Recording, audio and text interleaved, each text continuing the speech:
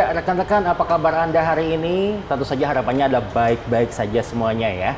Baik, dan kali ini saya Arga Dumadi, ini akan mengajak Anda untuk berbincang-bincang dengan Biro Pengadaan Barang dan Jasa Pemda Daerah Istimewa Yogyakarta. Apa yang akan kita perbincangkan, ini tentunya ada sesuatu yang penting dan krusial juga begitu. Karena ini juga menyangkut tentang sistem pendidikan, di mana pendidikan ini kan berkaitan erat dengan pembangunan yang ada di Indonesia, termasuk di daerah istimewa Yogyakarta. Dan untuk membahas itu, saya akan langsung memperkenalkan dua narasumber kita ini yang sudah siap ya bersama saya di samping saya ini.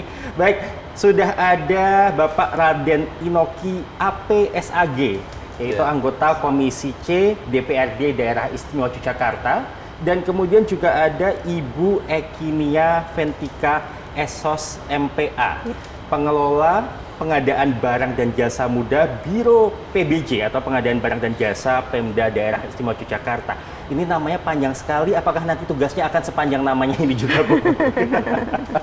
Baik. Dan ini harapannya juga seperti yang saya katakan tadi, hari ini kita semua baik-baik saja, sehat-sehat saja ya. Bapak, Ibu, apa kabar? Sehat, Bu? Alhamdulillah sehat. Alhamdulillah sehat. Ini walaupun memang libur lebaran sudah usai, kita tetap harus semangat. Kok ketawanya ditahan, Pak? Ketawa aja nggak apa-apa. Tunjukkan bahwa kita semangat ya, Pak ya. Baik, oke. Tadi saya sudah membuka dengan pembahasan sedikit begitu ya berkaitan dengan pengadaan barang dan jasa khususnya untuk pendidikan di daerah istimewa Yogyakarta.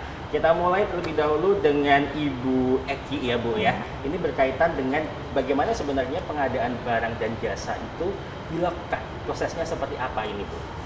Oke, baik. Terima kasih, Mas Arga. Jadi berbicara tentang proses pengadaan barang jasa pemerintah ya, khususnya di sektor pendidikan. Sebelum itu mungkin kita perlu pahami dulu nih pengadaan barang jasa secara umum. Jadi sesuai dengan Peraturan Presiden Nomor 16 Tahun 2018 beserta peraturan perubahannya, jenis pengadaan barang jasa pemerintah itu ada 4. Yang pertama pengadaan barang, kemudian pengadaan jasa konstruksi, pengadaan jasa konsultasi. Nah, pengadaan jasa konsultasi ini ada 2 jenis. Jasa konsultasi yang berhubungan dengan proses konstruksi disebut jasa konsultasi konstruksi. Kemudian ada jasa konsultasi yang non-konstruksi yang tidak berkaitan dengan proses konstruksi, misalnya tentang penyusunan kebijakan, kemudian penyusunan naskah akademik dan sebagainya. Kemudian yang terakhir adalah jasa lainnya. Jasa lainnya itu jasa yang dia bukan jasa konstruksi, bukan juga jasa konsultasi yang lebih menekankan pada skill gitu. Misalnya jasa keamanan, kebersihan. Nah, setelah kita tahu jenis-jenis pengadaan barang jasa, maka kita perlu pahami juga cara pengadaannya. Nah, untuk cara pengadaan itu ada 2. Yang pertama, cara pengadaan melalui penyedia. Dan yang kedua, cara pengadaan melalui swakelola. Nah, untuk cara pengadaan melalui swakelola ini dilaksanakan sendiri oleh instansi pengguna anggaran sehingga tidak melibatkan kami di Biro PBJ. Kemudian untuk swakelola ini sendiri ada 4 tipe. Tipe yang pertama adalah swakelola tipe 1, disebut swakelola tipe 1, yang ini dilaksanakan sendiri oleh instansi pengguna anggaran, baik dari tim persiapan, tim pelaksana maupun tim pengawas. Kemudian yang kedua, tipe kedua, swakelola tipe kedua ini dilaksanakan oleh instansi pemerintah lainnya. Jadi bukan instansi pengguna anggaran. Tapi untuk proses persiapan dan pengawasan tetap dilaksanakan oleh instansi pengguna anggaran.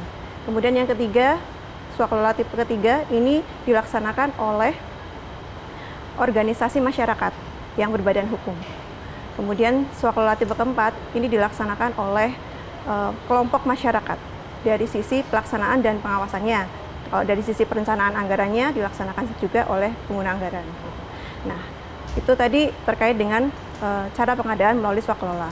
Kemudian cara pengadaan melalui penyedia. Nah, inilah yang prosedurnya melibatkan kami di Biro PBJ. Cara pengadaan melalui penyedia ini ada 5 jenis. Yang pertama, e-purchasing, yaitu berupa transaksi melalui katalog lokal dan juga toko daring. Yang kedua, penunjukan langsung. Penunjukan langsung ini dilaksanakan untuk pengadaan barang jasa yang memiliki kriteria tertentu sebagaimana tertuang di Perpres. Seperti misalnya kriteria bahwa untuk paket pengadaan tersebut hanya bisa disediakan oleh satu jenis pelaku usaha. Jadi hanya satu pelaku usaha yang mampu. atau untuk juga untuk barang-barang yang memiliki hak paten. Nah, ini kan hanya satu penyedia yang ditunjuk biasanya. Nah, untuk itu bisa dilaksanakan prosesnya dengan penunjukan langsung. Di sana tidak ada proses kompetisi. Kemudian ada yang ketiga, metode yang ketiga adalah pengadaan langsung. Nah, di sini kadang-kadang suka bingung ya antara pengadaan langsung dan penunjukan langsung. Kalau pengadaan langsung ini kriterianya berdasarkan batasan nilai HPS atau harga perkiraan sendiri. Kalau nilai HPS-nya di bawah 200 juta, itu dilaksanakan pengadaan langsung. Dan untuk penunjukan langsung itu tidak ada batasan nilai, hanya masalah kriteria tadi. Gitu. Sementara kalau pengadaan yang di atas 200 juta, itu bisa dilaksanakan dengan tender seleksi ya. Ini metode yang keempat. Untuk jenis pengadaan barang, jasa lainnya, dan jasa konstruksi, batasan nilai untuk tender itu adalah 200 juta. Sementara untuk jasa konsultasi batasan nilainya 100 juta. Jadi di atas 100 juta untuk jasa konsultasi dilaksanakan dengan proses seleksi. Kalau untuk barang, jasa lainnya dan jasa konstruksi di atas 200 juta dengan tender. Kemudian yang terakhir ada tender cepat. Nah, tender cepat itu digunakan untuk pengadaan barang jasa di mana pelaku usahanya itu sudah terkualifikasi dalam sistem informasi kinerja penyedia atau SIKAP. Gitu. Jadi secara umum prosedurnya dalam proses pengadaan barang jasa melalui penyedia ini melibatkan kami di Biro PBJ selaku pejabat pengadaan maupun pokja pemilihan dalam proses pemilihan penyedianya. Kalau dalam proses perencanaannya nanti dilaksanakan di instansi masing-masing, mulai dari identifikasi kebutuhan, penyusunan spesifikasi teknis, kemudian juga nanti dalam pengumuman RUP atau rencana umum pengadaannya. Nah, setelah proses perencanaan dan persiapan pengadaan selesai, kemudian dilimpahkan kepada kami di Biro PBJ dan Kepala Biro nanti akan menunjuk sesuai dengan jenis pengadaannya ya. Kalau tender nanti menunjuk pokja pemilihan yang itu beranggotakan ganjil minimal 3 orang sesuai dengan nilai paketnya. Kalau untuk pengadaan langsung menunjuk pejabat pengadaan. Kemudian setelah selesai hasil pemilihan penyedia itu kembali dilaporkan kepada instansi pengusul dan dari instansi bisa diproses pelaksanaan kontraknya sampai kemudian dihasilkan output barang jasa yang digunakan oleh end user. Nah, prosedur ini berlaku untuk semua jenis sektor baik pendidikan, kebudayaan, pariwisata dan sebagainya. Prosedurnya sama. Tapi spesial untuk pendidikan itu ada proses pengadaan barang jasa yang khusus untuk dana yang bersumber dari dana BOS. Jadi untuk dana BOS atau bantuan operasional sekolah ini ya, itu prosesnya menggunakan aplikasi yang disebut SIPLAH. Dan ini aplikasi ini dari Kementerian Kemendikbudristek ya, dan dilaksanakan sendiri oleh sekolah-sekolah yang menerima dana BOS. Jadi tidak melibatkan kami juga dalam prosesnya. Oke. Gitu. Khusus untuk yang pendidikan ini sendiri, ini mungkin bisa disampaikan juga pengadaan barang dan jasanya itu realnya seperti apa ini, Bu? Dan kemudian juga untuk stakeholdernya ini siapa saja begitu, Bu? Baik, jadi jenis-jenis pengadaan barang jasa di sektor pendidikan antara lain untuk pengadaan sarana dan prasarana pendidikan, baik fisik maupun non-fisik ya. Seperti misalnya pengadaan gedung, tempat belajar mengajar ya, sekolah-sekolah, kemudian sarana prasarana seperti laboratorium, UKS, dan sebagainya. Kemudian juga di dalamnya ada ATK, mebeler, bahan ajar, bahan peraga, alat praktik untuk yang SMA, SMK gitu ya. Dan juga ada pengadaan terkait dengan teknologi informasi. Kalau sekarang sudah banyak sekolah-sekolah itu menggunakan learning management system ya, yang berbasis aplikasi. Jadi ujian-ujian sudah menggunakan aplikasi gitu. Peserta anak-anak sekolah ini tidak lagi mengerjakan soal secara tertulis, tapi sudah online gitu. Nah, hal-hal seperti ini yang seringkali dilakukan oleh sekolah dalam rangka inovasi pendidikan. Oke. Baik, ini saya jadi penasaran sedikit ya. Tadi kan sempat disebutkan apa saja begitu ya, Bu, ya, untuk pengadaan barang dan jasa di sekolah. Bila kadang kan kita di sekolah itu tiba-tiba ada perbaikan lapangan, atau perbaikan infrastruktur apa itu? Apakah ini juga termasuk dari pengadaan barang dan jasa, Bu? Betul sekali. Jadi program-program seperti renovasi, perbaikan pemeliharaan itu juga termasuk output barang jasa yang itu kalau untuk sekolah-sekolah biasanya langsung diselenggarakan pengadaannya melalui LPSE, layanan pengadaan secara elektronik, di mana nanti sesuai dengan tadi yang saya sampaikan metode pengadaannya, kalau di bawah 200 juta nanti pejabat pengadaan untuk pemilihan penyedianya, kalau yang di atas 200 juta menggunakan Pokja Pemilihan. Nah, untuk pelaksanaan kontraknya biasanya dari pihak sekolah sudah mengatur nih jadwalnya agar tidak mengganggu proses kegiatan belajar dan mengajar. Oke. Baik, nah kita beralih dulu sebentar ke Bapak Inoki. Pak, ini tadi kan sudah dijelaskan untuk proses pengadaan ini seperti apa. Baik, salah satu fungsi dari DPRD ini kan adalah fungsi pengawasan begitu. Nah, bagaimana ini DPRD melakukan pengawasan terhadap prosedur ini, khususnya untuk yang berkaitan dengan pendidikan begitu, Pak? Baik, jadi gini Mas, dari yang disampaikan Bu Eki tadi, beberapa hal saya kira kami berikan masukan untuk pelibatan ahli ya di bidang pendidikan. Sehingga nanti harapan kita pengadaan itu sesuai dengan yang dibutuhkan oleh sekolah, oleh murid begitu. Kemudian terkait dengan pengawasan, jadi kalau di kami ini sering sekali mengadakan rapat-rapat kerja dengan Biro PBJ. Ini dalam rangka kami mengetahui dari perencanaan, dari persiapan, dari pelaksanaan, dari apa yang menjadi tugas PBJ. Itu kami selalu mengadakan rapat-rapat kerja dengan Biro. Ini melalui Komisi C ya khususnya. Ini kami selalu melaksanakan itu. Kemudian yang kedua, kami juga melaksanakan kunjungan ke lapangan. Jadi untuk mengkonfirmasi apakah memang kegiatan ini dibutuhkan oleh stakeholder yang dimaksud. Apakah kemudian setelah pengerjaan ini sesuai tidak? Itu kami lakukan. Baik melalui kemudian kunjungan ataupun melalui rapat kerja bersama Biro. Ini yang selalu kami lakukan. Tapi ada hal yang saya kira nanti bisa kita lebih kembangkan, itu adalah melalui e-audit. Nah, e-audit ini saya kira menjadi domainnya inspektorat tadi ya Bu Eki ya, inspektorat itu kita lakukan sehingga apa yang menjadi ketugasan PBJ ini memang sesuai dengan aturan, sesuai dengan mekanisme yang ada di semua peraturan. Di semua tahapan itu kemudian sesuai dengan aturan yang ada. Nah, e-audit ini saya kira saat ini sangat dikembangkan sehingga lebih mempermudah dalam pengawasan setiap tahapan dari pengadaan barang dan jasa. Segera bisa diketahui ketika di perencanaan, kemudian kesesuaian dengan persiapan, kemudian kebutuhan anggaran dan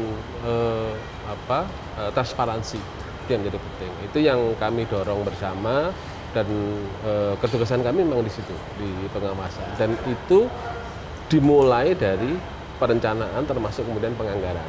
Gitu. Saya kira itu Mas Sarga. Ini tadi kan sudah disampaikan bagaimana dari Dewan ini sendiri juga turun ke lapangan, ada rapat-rapat juga. Dan apakah pengawasan ini dirasa efektif begitu Pak? Dan tingkat efektivitasnya seperti apa ini Pak? Alhamdulillah selama ini efektif. Jadi biro kita di Biro PBJ itu bekerja dengan baik selama ini. Jadi tidak ada kemudian periode ini ya, selama ini kemudian ada permasalahan, tidak ada. Karena setiap permasalahan ketika semua tahapan ini kita awasi bersama, ini langsung kemudian ada hal-hal yang dikoreksi dan kemudian ditindaklanjuti. Dan selama ini berjalan dengan baik dari segi perjalanan itu. Maka efektivitas dari koordinasi kami melalui rapat kerja dengan PBJ ataupun dengan OPD yang terkait itu menjadi guidance dalam pengawasan. Sehingga setiap tahapan pelaksanaan itu bisa terlaksana dengan baik. Oke. Dan kemudian apakah ini ada juga tindakan-tindakan lebih begitu Pak terkait dengan pemantauan? Ini berkaitan dengan spesifikasi juga mungkin ya Pak ya. Mungkin sama-sama kita mengadakan pensil, tapi kan pensil spesifikasinya macam-macam gitu Pak ya. Iya. Harusnya pesan warna hitam tapi yang jatuh warna biru gitu ya. Nah, saya kira jadi ini Mas, spesifikasi itu sudah ditentukan. Nah, itu sebenarnya sangat mudah ketika kita akan mencek apakah itu sesuai atau tidak gitu. Nah, satu hal saat ini teknologi sudah sangat berkembang sehingga ke depan kami mendorong penggunaan AI gitu untuk secara teknologi lebih memudahkan dalam pengawasan. Jadi spesifikasi itu kan bisa kemudian karena SOP sudah ada, SOP-nya sudah ada, itu bisa kemudian gampang terdeteksi melalui penggunaan teknologi. Itu yang kami dorong bersama, dan kami di DPRD selalu menyampaikan ini menjadi prioritas yang harus segera kita laksanakan. Selain e-audit, e-audit itu adalah ketugasan yang lain, tapi bahwa dalam perencanaan, dalam tataran pelaksanaan itu dengan penggunaan teknologi AI itu kemudian bisa lebih tertata, lebih terekam dengan baik. Oke, baik. Nah, ini tampaknya makin seru, tapi kita lanjutkan nanti dulu, kita jeda sejenak begitu ya. Ya, baik, kawan-kawan, rekan-rekan, kami akan jeda sejenak, tetaplah bersama kami.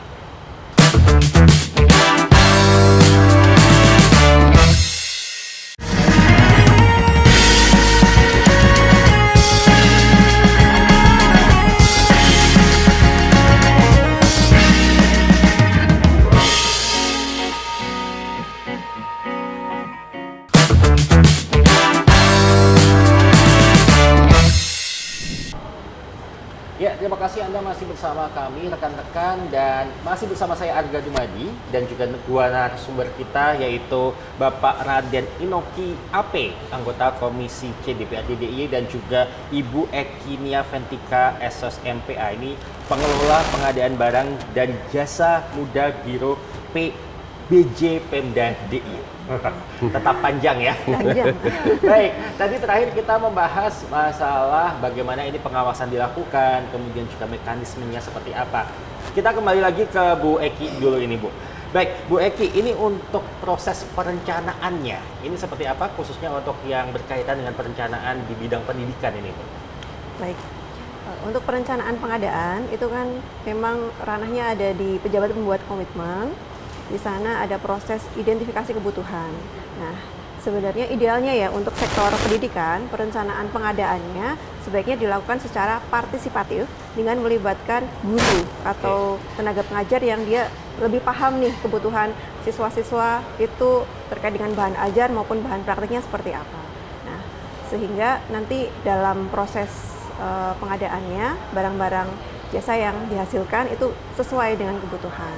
Kemudian juga ini spesifik untuk yang SMK ya, karena untuk DIY kan kewenangannya di SMA SMK. Nah, SMK atau pendidikan vokasi ini kan tujuannya, outputnya adalah agar SDM ini bisa langsung terserap di dunia kerja begitu.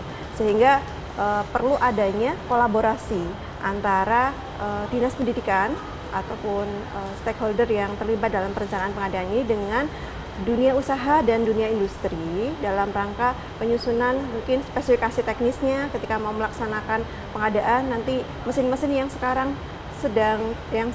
relevan dipakai di dunia industri itu seperti apa agar teknologinya juga sama gitu. Jangan sampai bahan-bahan atau alat-alat praktiknya tidak sesuai dengan teknologi yang dipakai di dunia industri.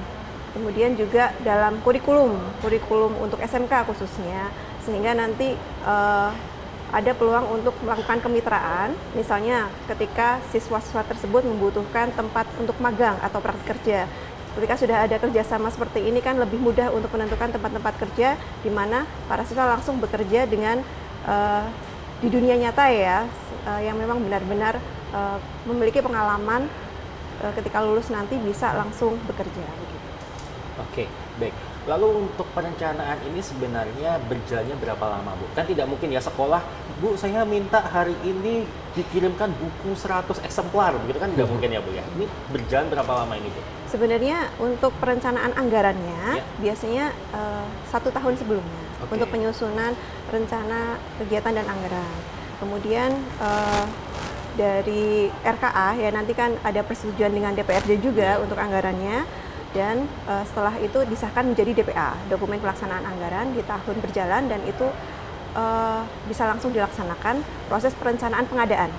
Proses perencanaan pengadaan ini sebenarnya untuk alokasi waktunya sesuai dengan kebutuhan saja sih, dari tiap-tiap instansi itu membutuhkan waktu berapa lama. Kalau misalnya untuk perencanaan barang itu mungkin lebih cepat ya, langsung spesifikasinya bisa lebih mudah ditentukan. Tapi untuk perencanaan pekerjaan konstruksi misalnya, itu kan butuh waktu karena Di situ bisa melibatkan tenaga ahli atau mungkin jasa konsultan perencanaan.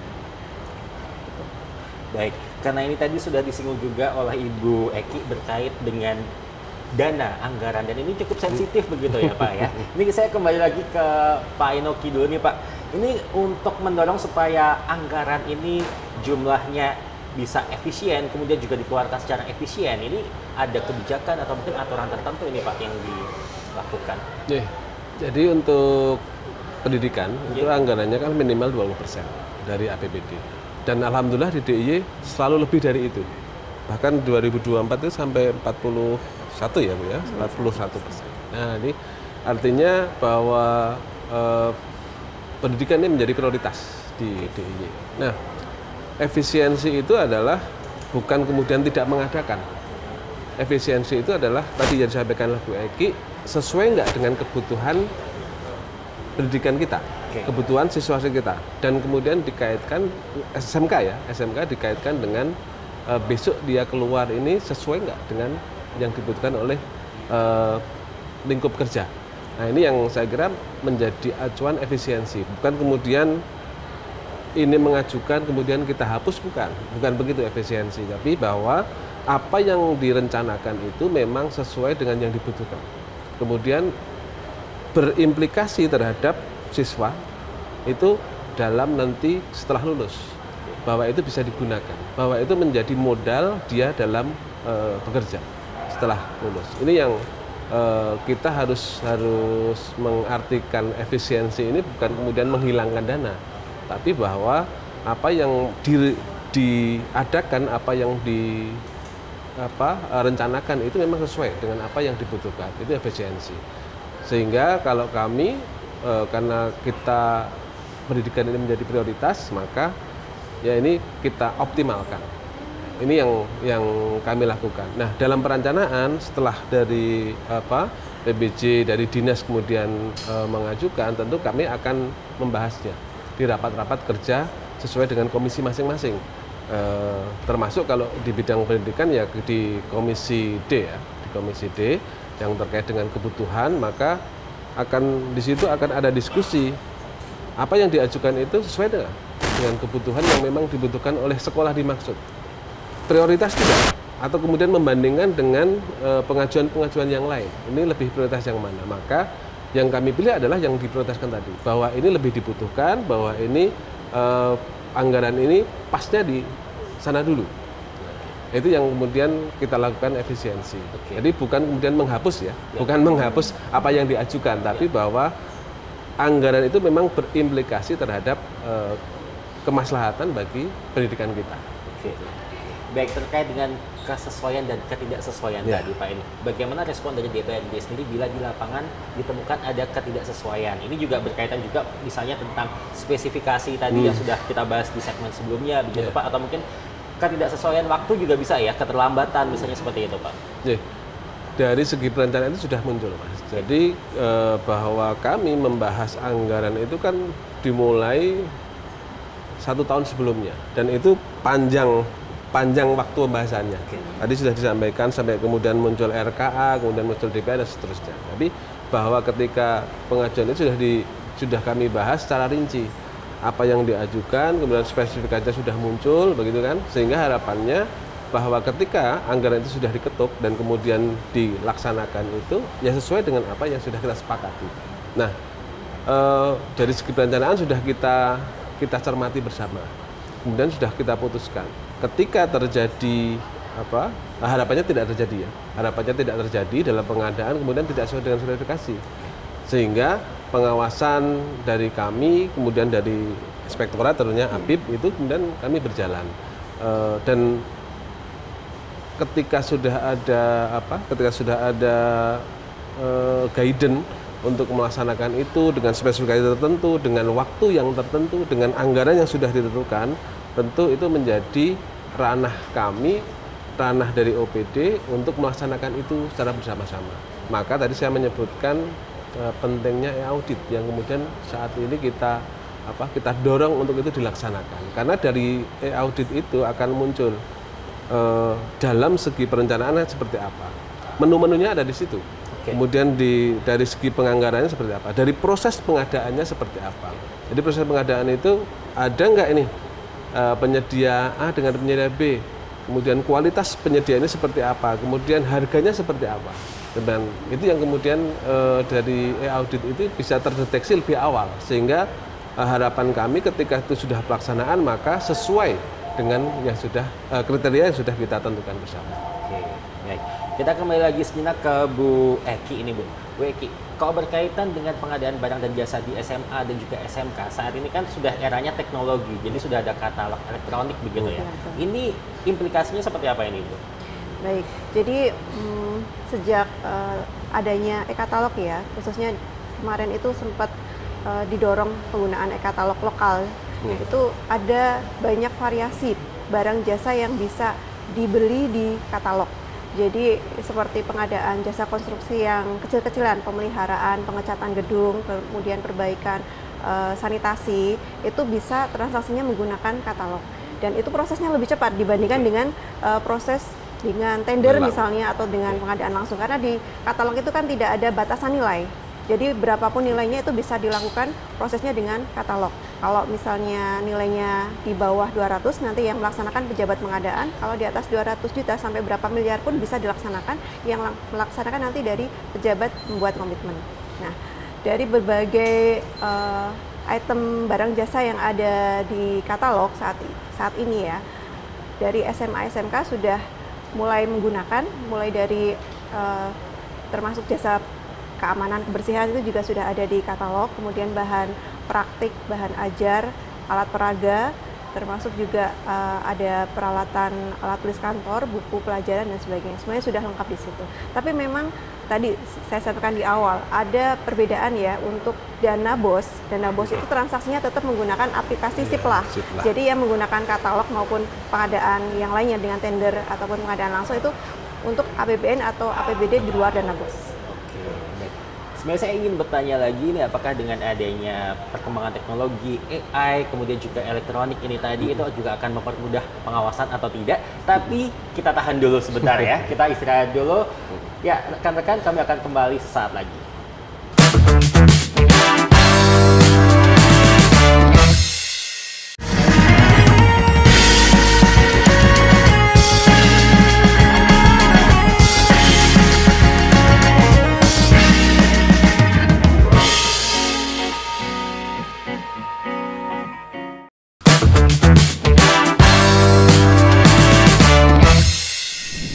Ya, rekan-rekan, Anda masih bersama kami dan kita langsung saja lanjutkan pembahasan kita tadi.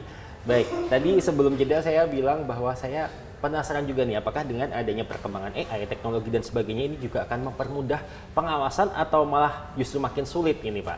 Bagaimana, Pak? Kalau kami, karena itu kita dorong, karena itu mempermudah.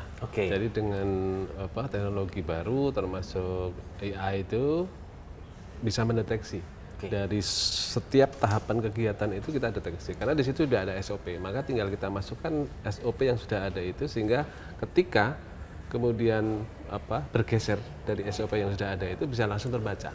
Nah, itu fungsinya teknologi kita gunakan seperti itu. Dan saat ini sebenarnya sudah ada dashboard, kemudian e-audit itu yang bisa kita gunakan awal. Yang AI ini baru kemudian saya kira harus kita kembangkan segera. Dan saat ini beberapa instansi sudah menggunakan itu, dan terbukti hasilnya lebih memudahkan dalam hal pengawasan, dalam hal mendeteksi ketidaksesuaian itu dari awal. Oke. Jadi intinya adalah ini mempermudah begitu ya. Baik. Nah, kembali ke Bu Eki. Bu, ini untuk cara supaya pengadaan barang ini bisa merata. Mengingat bahwa di daerah Istimewa Yogyakarta sendiri mungkin masih ada juga nih titik-titik yang agak susah begitu ya, Bu, untuk pemerataan pengadaan barang ini. Ini bagaimana ini, Bu? Baik, terkait dengan pemerataan barang jasa ya. Kita mulai dari sisi perencanaannya dulu nih. Dari perencanaan, ini memang sebaiknya kita menggandeng lintas sektor ya. Untuk akses daerah yang mungkin agak sulit ya, misalnya di pucuk Gunung Kidul sana mungkin, atau daerah Kulon Progo, itu mungkin ada daerah-daerah yang secara jalan dan akses jalan dan mungkin sarana transportasi umumnya masih kurang.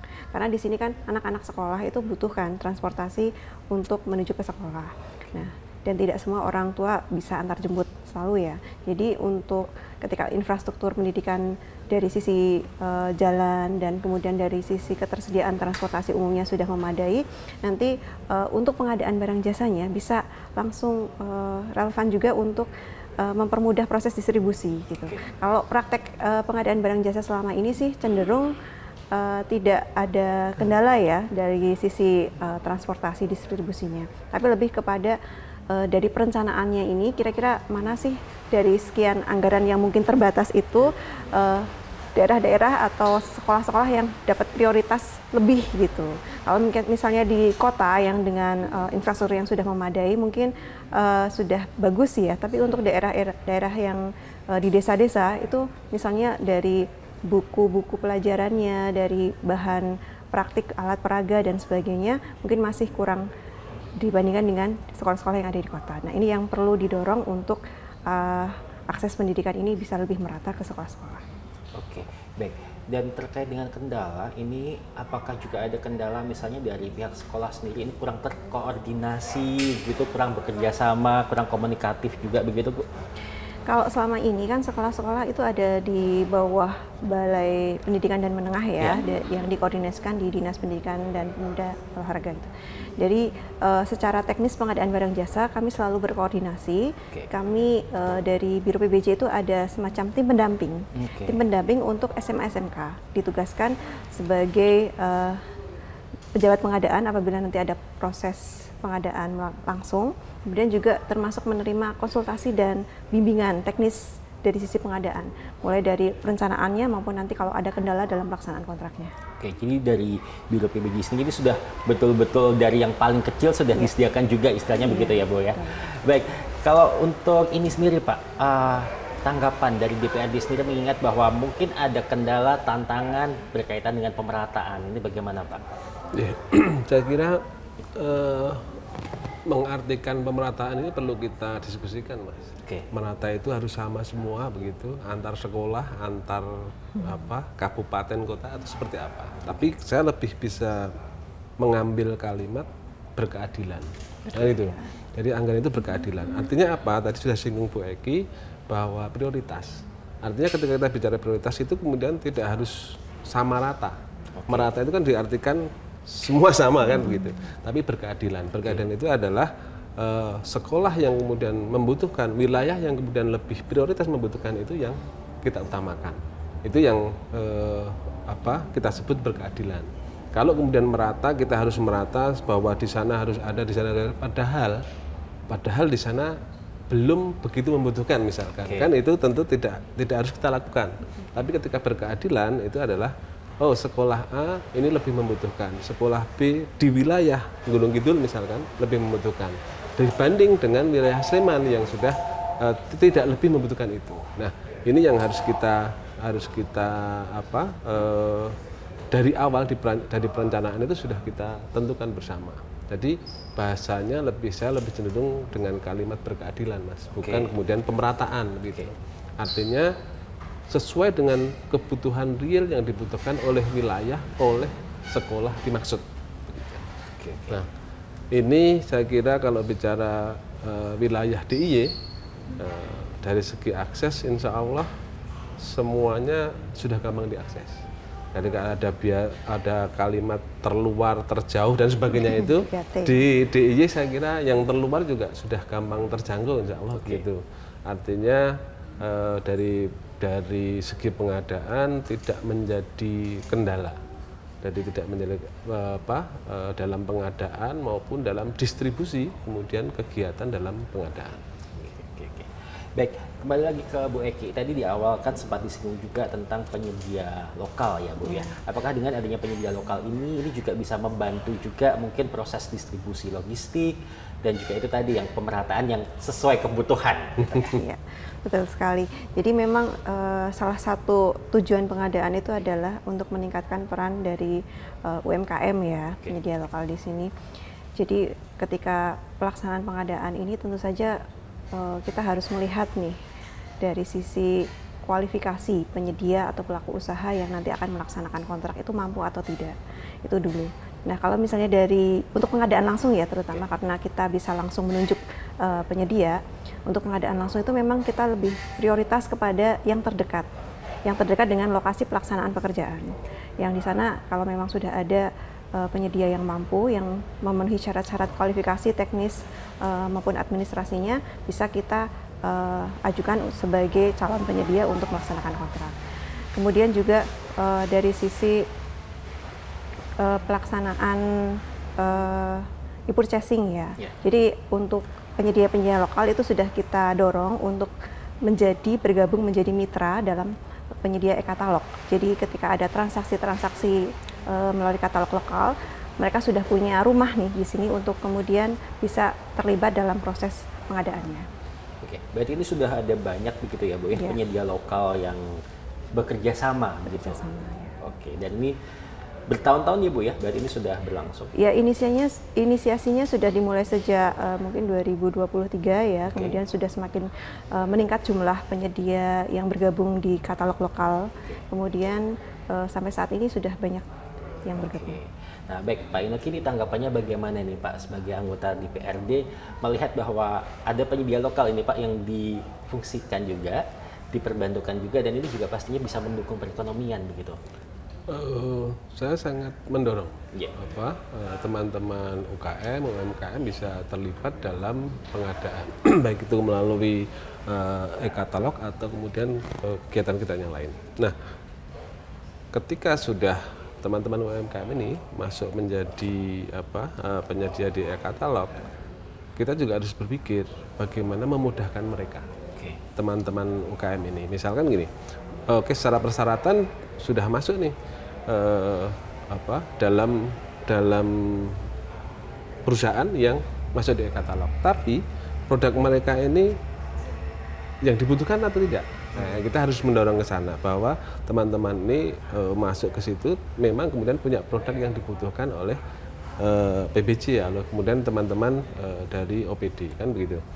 Nah, yang lain bahwa persyaratan dalam pengadaan misalkan mebel nih, pengadaan mebel, ada nggak persyaratan-persyaratan yang kemudian memberatkan UKM kita di DIY ini? Misalkan salah satu contoh ya, ketika perusahaan mebel masih dibebani dengan persyaratan legalitas kayu, misalkan begitu ya, legalitas kayu. Nah, legalitas kayu sebenarnya kan tanggung jawabnya dari pemotong pohon ya, bukan kemudian perusahaan mebelnya.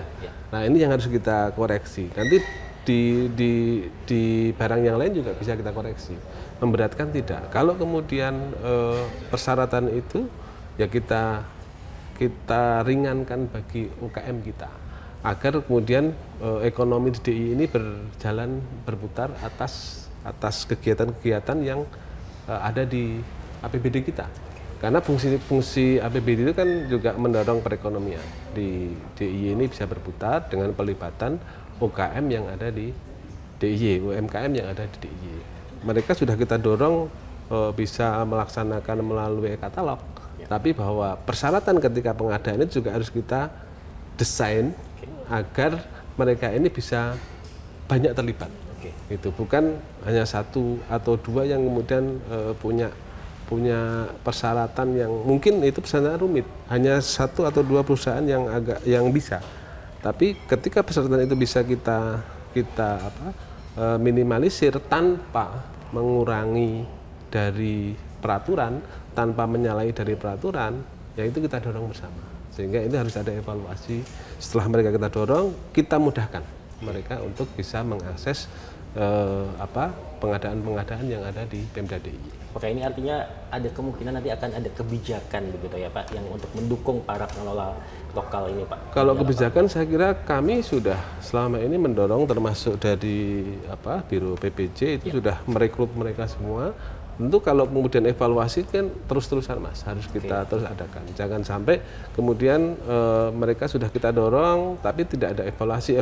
Mereka ini melaksanakan, harus kita tuntut dengan baik juga, sesuai dengan prosedur, sesuai dengan kriteria, tapi juga kita mengevaluasi supaya mereka melaksanakan itu tapi ada hal yang kita mudahkan untuk mereka bisa mengakses itu. Oke, baik. Nah, untuk Bu Aki lagi Bu, ini selain masalah jarak dan sebagainya, tantangan yang biasanya muncul ini belakangan ini apa ini Bu? Baik, terima kasih Mas Arga. Tapi sebelumnya izin saya menanggapi sedikit ya yang tadi disampaikan oleh Pak Inoki terkait dengan persyaratan dalam proses pengadaan gitu untuk pelaku usaha. Jadi kalau tadi dicontohkan mebeler ya yang berbahan kayu gitu, seringkali memang muncul SVLK itu ya Pak ya, legalitas kayu. Sebenarnya kalau dari sisi persyaratan pengadaan, administrasi, kualifikasi maupun teknis itu semuanya sudah ada ketentuannya dalam regulasi ya, dan kita dilarang menambah-nambah persyaratan yang tidak ada dalam peraturan gitu. Jadi hal-hal yang teknis itu biasanya itu menjadi bagian dari penyusunan spesifikasi teknis. Ketika kita mendorong pengadaan yang berkelanjutan, itu kan memastikan bahan bakunya itu berasal dari bahan baku yang ramah lingkungan, yang itu diperoleh secara legal gitu kan. Dengan adanya SVLK tadi kan bisa dijamin bahwa kayu yang digunakan untuk mebel itu betul-betul kayu yang legal yang dihasilkan dari hutan industri dan ada proses keberlanjutannya gitu kan, bukan yang dari hutan lindung yang ilegal gitu kan. Nah, dari penyusunan spesifikasi teknis itu memang seringkali kita dorong PPK untuk menyusun spesifikasi yang memuat standar-standar mulai SNI, kemudian standar legalitas seperti contohnya SVLK tadi. Tapi dalam proses pemilihan penyedianya itu kita tidak bersyaratkan, Pak. Jadi secara administrasi pengadaan itu izin-izin usaha dan sebagainya itu syarat yang standar yang hampir semua pelaku usaha itu bisa asal mau memproses gitu kan, asal mau berusaha mengurus perizinannya. Itu mudah dan sekarang kan sudah ada OSS ya, lebih bisa terintegrasi sistemnya. Kemudian tadi menanggapi dari Mas Arga tadi terkait apa ya Mas? Dari tantangannya Ibu. Kalau tadi kan kita sudah membahas masalah yaitu tadi jarak ya dan kemudian juga distribusi. Ini apakah ada tantangan-tantangan lain ini Bu? Oke. Jadi untuk pengadaan di sektor pendidikan sebenarnya tantangannya adalah untuk SMK ya khususnya itu terkait dengan mismatch antara dunia pendidikan dengan dunia kerja yang saat ini mungkin masih ada jarak gitu kan. Karena terkait tadi yang mungkin saya singgung di awal ya, perumusan kurikulum, kemudian perencanaan di bidang pengadaan alat-alatnya itu yang pada saat ini mungkin kendalanya itu lebih ke anggaran, karena anggaran yang dibutuhkan untuk sarana prasarana yang berteknologi tinggi itu pasti mahal sekali gitu kan. Sementara kebutuhan di sekolah itu mungkin banyak, dan agar siswa bisa berlatih secara lebih memadai itu kan alatnya juga nggak cuma satu gitu kan Pak. Jadi mungkin lebih pada kalau masalah keterlambatan, masalah pemerataan tadi sudah tidak ada masalah ya, lebih ke masalah substansi di muatan pengadaannya aja gitu Pak. Substansi muatan pengadaannya aja. Baik. Dan sebenarnya seberapa sering untuk pengadaan ini jenisnya berubah Ibu? Kan kadang memang ada jenis-jenis barang yang itu setiap tahun ada begitu ya Bu ya. Lalu seberapa sering tiba-tiba ada muncul jenis barang yang baru ini Bu? Kalau terkait dengan jenis barang jasa yang dibutuhkan, tentu saja kita kembali ke perubahan kurikulum ya. Kadang-kadang kurikulum ini kan mulai dari kurikulum 2013 sampai sekarang kurikulum Merdeka itu mulai dari bahan ajarnya yang berubah, kemudian mungkin nanti dari substansi materi pembelajarannya gitu kan. Termasuk kalau misalnya barang-barang yang berteknologi sesuai dengan yang dibutuhkan. Kalau misalnya tadi ada sistem yang melibatkan siswa dan guru berkomunikasi secara daring gitu kan, kemudian kalau yang selama ini komunikasinya secara konvensional di sekolah saja, tapi sekarang mungkin sudah dibutuhkan nih adanya aplikasi-aplikasi untuk proses diskusi siswa dan guru ataupun nanti dalam evaluasi pembelajarannya untuk penilaian-penilaian ulangan harian dan sebagainya. Oke, baik. Dan ini tampaknya kita sudah menuju akhir dari sesi ngobrol kita pada hari ini. Jadi langsung saja mungkin bisa diberi kesimpulan dari obrolan kita pada hari ini dari Bu Eki terlebih dahulu ini terkait dengan perencanaan barang dan jasa ya. Mungkin bisa disampaikan ini Bu dari awal sampai akhir tadi dan mungkin ada pesan-pesannya juga. Tidak usah satu persatu mungkin poinnya utamanya saja dan mungkin juga ada pesan-pesan juga begitu untuk yang mengikuti obrolan kita pada hari ini karena kan memang ini adalah aturan yang dari hulu sampai hilir ya. Ibu tidak bisa berdiri sendiri begitu kan ya Bu ya. Ini bagaimana Bu? Iya, jadi untuk pengadaan barang jasa di sektor pendidikan itu memang memegang peranan penting ya dalam mendorong pendidikan yang berkualitas. Karena seiring dengan perkembangan laju ilmu pengetahuan dan teknologi, kemudian juga arus globalisasi dan perubahan sosial budaya yang semakin maju, maka pendidikan berkualitas ini diharapkan mampu menciptakan sumber daya manusia yang unggul yang nanti bisa bersaing di pasar global. Nah, disinilah kemudian pengadaan barang jasa akan menjadi support bagi penciptaan SDM-SDM unggul ini.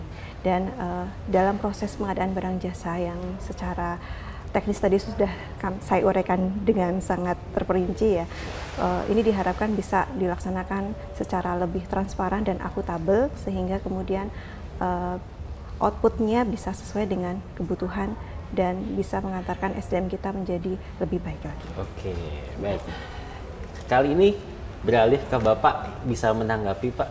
Ya, saya kira sesuai dengan ketugasan kami di bidang pengawasan, khususnya ya, bisa pengawasan, kami mendorong yang pertama audit, yang kedua penggunaan teknologi yang bisa mengaudit, bisa mengevaluasi dari setiap tahapan yang dilaksanakan dalam pengadaan barang dan jasa, dan itu tentu bisa dilaksanakan oleh Biro PBJ sendiri atau kemudian dari Inspektorat yang kemudian sebagai APIP di Pemda DIY. Nah, kemudian yang selanjutnya pesan saya dengan Biro PBJ mendorong UMKM tadi tentu harus kita barengi dengan kemudahan mereka mengakses, dan itu berkaitan dengan OPD-OPD yang lain, berkaitan dengan perizinan dan sebagainya. Nah, ini tentu harus kita lakukan bersama.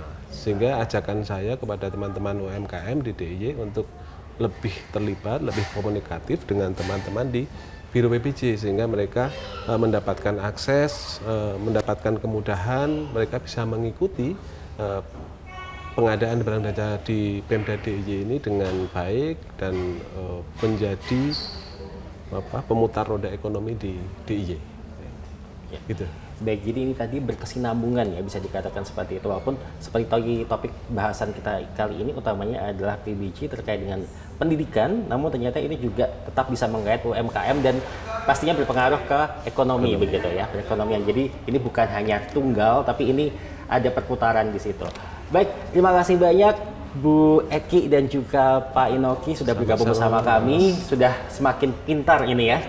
Kami semuanya ada di sini, mungkin kalau sama ini zaman sekolah hanya pakai barang-barangnya aja, mending kalau hanya pakai sampai merusak gitu. Ada yang seperti itu juga gitu, tanpa berpikir lebih lanjut. Kalau nggak rusak nggak ada pengadaan lagi. Oh gitu ya.